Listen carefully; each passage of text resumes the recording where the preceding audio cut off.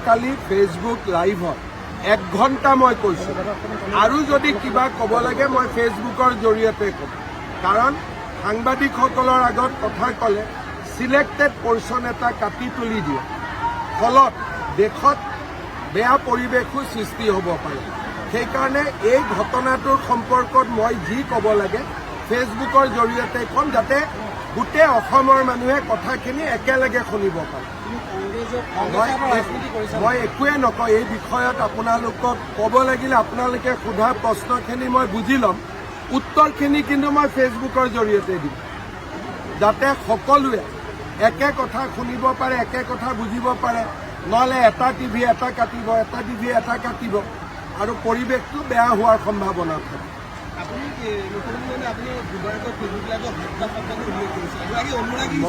মই যি ফেচবুক লাইভত মই যি কৈছোঁ সেইটোৱে আৰু এইটোৰো উত্তৰ যদি কিবা দিব লাগে মই ফেচবুক লাইভতে দিম ঠিক আছে নহয় বিশ্বাস নহয় আপুনি যিটো কাটিব বেলেগ টিভিয়েতো বেলেগ কাটিব দেশৰ জটিল পৰিৱেশত কমিউনিকেশ্যনৰ ছিষ্টেমটো বেলেগ হ'ব লাগে ৰাইজৰ লগত ডাইৰেক্ট হ'ব লাগে দেশত যেতিয়া জটিল পৰিৱেশ থাকে মুখ্যমন্ত্ৰীয়ে ৰাইজৰ লগত ডাইৰেক্ট কথা পাতিব লাগে মাধ্যমৰ জৰিয়তে কথা পাতিলে এটা শব্দও যদি এআইৰ জৰিয়তে ড্ৰপ কৰি দিয়ে কি হ'ব পাৰে সিদিনাখনে